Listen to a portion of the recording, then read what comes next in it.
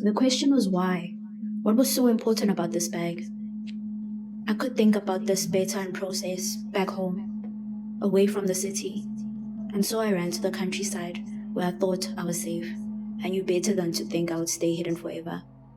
But I also didn't expect this. 10 months later, blood in my hands, convincing myself it was self-defense, questioning things about my life. The man I thought I abandoned in the rubble was right there as I was walking to a spot. There was a field behind Greece of open land. Most of the residents that knew about it or even visited it were the ones who would dump their rubbish and everything they wanted to. I was wearing green pants and a black shirt, blended with the shadows of the grassy fields, my unspoken uniform. I barely noticed the houses I passed, my mind lost in a haze, one foot in front of the other. That's all I focused on. I was about to find my place under one of the trees, on a rock, until a figure suddenly appeared. I knew this figure.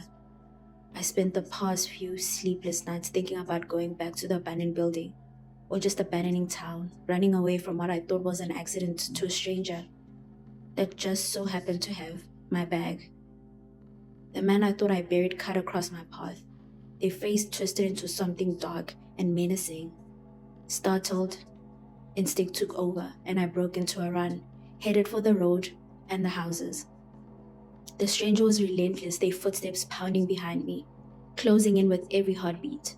My grip on the bag tightened as my thoughts spiraled out of control. This isn't real. This can't be real. But the sharp breath behind me was too real, the pace of the footsteps matching mine. A surge of terror hit me. I couldn't outrun them.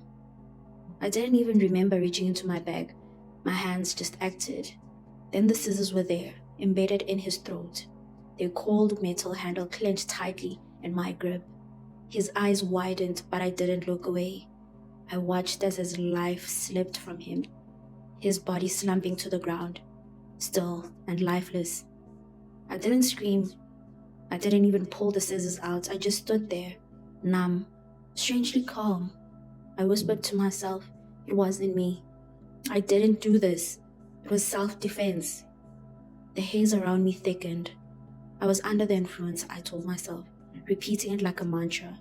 It wasn't me. And every day after, I kept repeating it, trying to forget that night entirely. This bag has become a curse. I wasn't a murderer before. I was now. I was stained in evidence. I was still sure this wasn't the owner of the bag, but I was certain they knew something about its value.